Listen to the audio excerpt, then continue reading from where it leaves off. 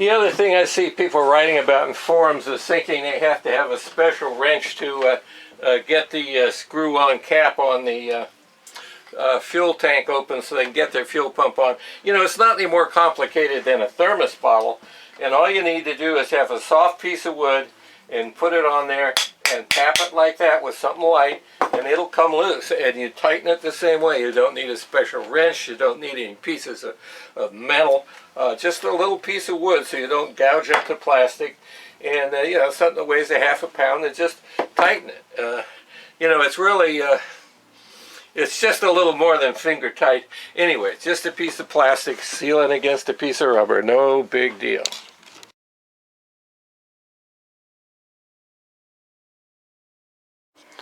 Okay, it's this isn't anything you can't see on a number of other YouTube postings, but we'll just do it anyway. So what I've seen everybody do is take a drift and a hammer and tap on that to get it loose, and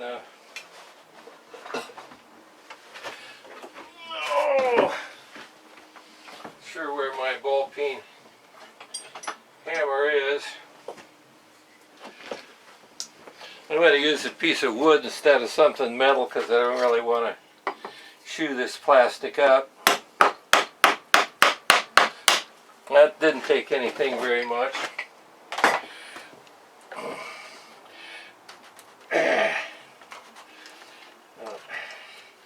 Does not take metal tools or superhuman strength to get that loose. It's like opening up a big thermos bottle. Hard to get those. So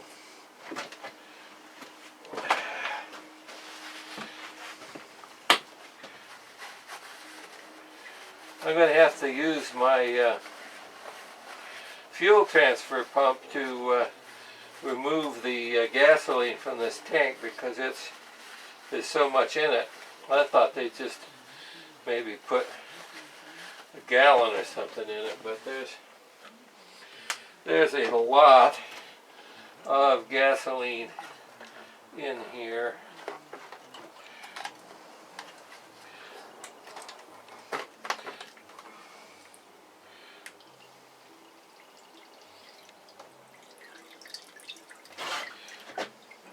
That tank is completely full right up to the brim with gasoline.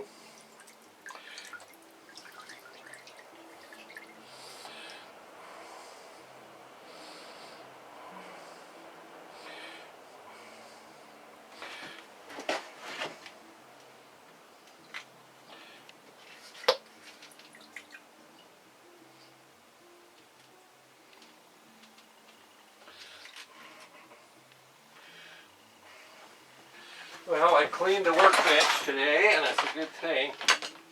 Gonna put down a couple of clean paper towels here anyway. Keep this thing as clean as we can. Last thing I want to do is introduce. So you can see how full that tank is. So there's the fuel pump there. So you've seen this in other videos. What you have to do is separate these plastic clips, there's 3 of them, so that the top of this assembly separates from this white plastic tube that's got the pump inside, and you use a screwdriver to pop the filter off and unplug the plugs for the level sensor and for the pump motor.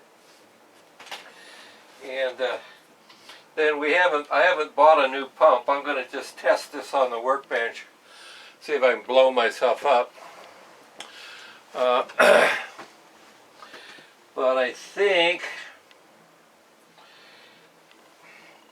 I don't see a bunch of crud in this filter. Little bit of stuff, but I'm going to test this. I'm going to bring a battery in here and a couple of clip leads and test this pump. And once the gas is strained out of it, I don't want to blow myself up. And see if that pump is actually dead. Pretty sure it is. And we'll have to order another one. 36 bucks from China or 76 bucks from the United States for the same Chinese part. And well, I gotta pump this gas out of here. I just can't have 5 gallons of gas. This tank holds 4.5 gallons, a lot of gas. And you know, here's a big 6 or 8 inch opening on that tank, so I got to pump that into another reservoir. I can. I'm going to have to get a couple of them, I think, because this is a 5 gallon can and it's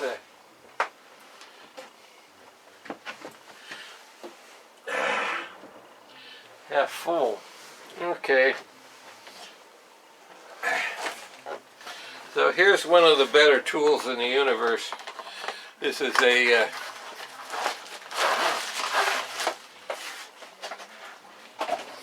Harbor Freight fuel transfer pump. I'm going to swing this thing back over here. See if we can. There we go. You can see how much fuel is in that stupid tank. It's just chock full. So this is a Harbor Freight fuel transfer pump, battery operated pump. And this is the greatest thing since sliced bread. They're very safe, they're very fast, and very, very handy. So this will pump, I think it'll pump several gallons a minute.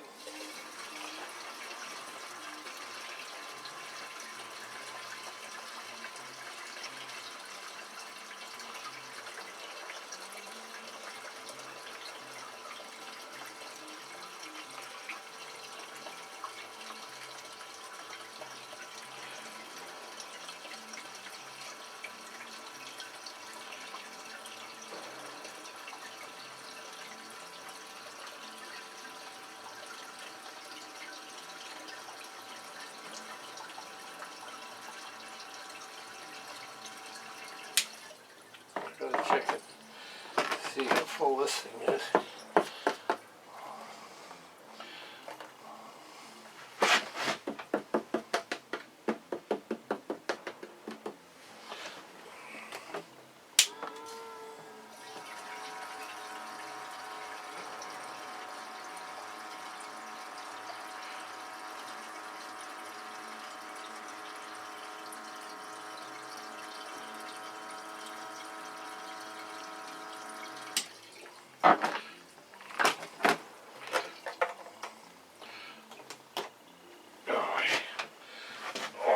That's chock full.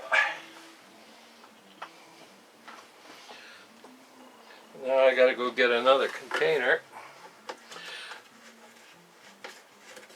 That's a good way to blow yourself to hell, if you ask me.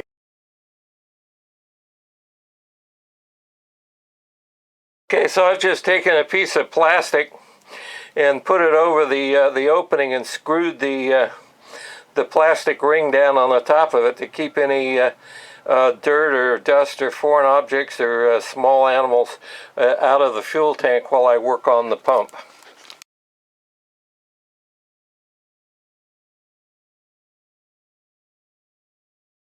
Okay, so I've just taken a piece of plastic and put it over the opening and screwed the plastic ring down on the top of it to keep any dirt or dust or foreign objects or small animals out of the fuel tank while I work on the pump.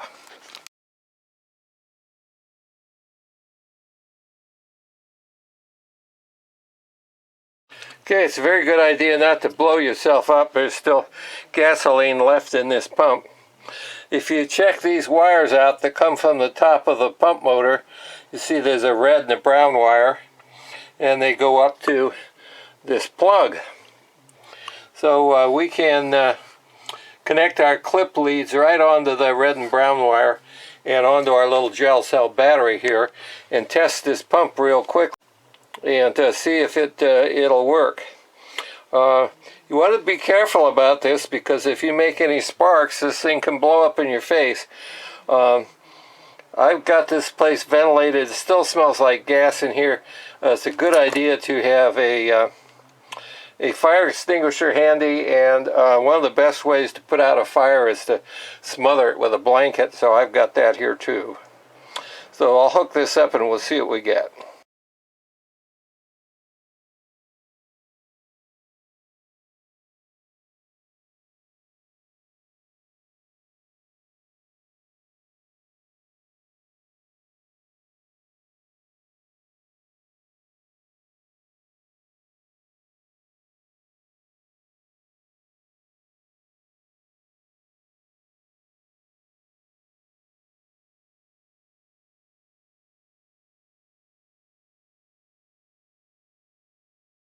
Is that these fuel lines get hard, and it's impossible to get these off of the barbs.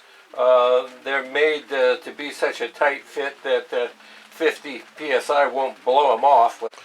Okay, here's another common problem that you'll encounter in these F650 G650 fuel pumps, and that's this fuel level switch. This is nothing but a float switch. It's strictly off and on, and you can test it very easily with an ohm meter. When it's on, you'll see zero resistance, and when it's not on, you'll see nothing. The problem with these things, at least in mine, is that these wires are completely deteriorated. The insulation is broken in multiple places and even missing. So these wires can short out in there, causing the fuel light to be on all the time. But to test it, do this so I can have a hands-free. To test it, all you have to do is hook the two ohm meter leads up to the switch, and when you turn it upside down, you close the switch and you get an indication like this that the switch is closed, and when you turn it the other way, the switch opens. So the way these things work is there's a little hole in the side, and the fuel comes in here, lifts the float up and disconnects the switch. And if there's no gasoline in there, then the float settles down and the switch closes. So we mimic that just by turning it upside down. So there you go. What I'm going to do with this is trim these leads off and replace these wires with some Teflon coated wire that will stand up to the gasoline and the ethanol, and then reconnect it to the two pins up here at the top. I'm hoping these pins will take solder. They look like they will. Of course, if they're stainless, you can't solder to them. They've been crimped, but I left a little stub of wire at each end, so if you can't solder to them, I'll trim these wires off and solder to those and do it that way, the same way I'll do it on the switch. I don't know. The other problem... Okay, I'm going to try to make a very short video here, just with one purpose. This is the submersible fuel pump for BMW F650 or G650gs. And if you remove one of these things, what you're going to find is that these rubber vibration isolators have turned to toast. The ethanol and time have turned them into brittle, non-flexible things, and they're going to break trying to get them out. They're not going to work anymore. So what you got to do is make an alternative. And what we've done here is taken pieces of fuel line and set the gap in here. These things are about a ½ inch high, so we set this with about a ½ inch gap here. This is an 1.5 inch piece of fuel line. It's about 4 or 5 inches in diameter, so it's a good friction fit in the space where these little square things used to go. You make it a 1/4 inch taller than it needs to be. You put a tie wrap around there. The weight of the fuel pump wants to pull this out of the connection, so you put a tie wrap there to limit it. You put another one at the bottom, and it's a good friction fit in there. And if you get all 3 of these in there, you'll find that this thing is very secure. You cannot buy these rubber things anymore. And who wants to spend $480, $500 to buy a fuel pump when all you need is a $35 replacement pump Chinese kit? They'll give you a new fuel filter and a new fuel line, but they won't give you these, so you have to make them. There's no way to get them unless you can rob them out of another fuel pump, and then they're going to be old and used. So this is going to be the most secure way to do it. The other problem is this fuel line. This one is a 2009, supposedly sat for 5 years with no gas. At any rate, this was so hard I could not pull it off the nipple, and I had to cut it, then try to get the hose clamp secure. I put it together. I could only get this on the bib or the nipple about a 1/4 inch, and it ran for a minute, and then the pressure just blew it off. There's between 50 and 100 psi of pressure this pump is capable of. It's regulated at 3 bar or 50 psi, so it's constantly under that much pressure. So that's the solution, is to make these out of fuel line and hose clamps, or pardon me, tie wraps.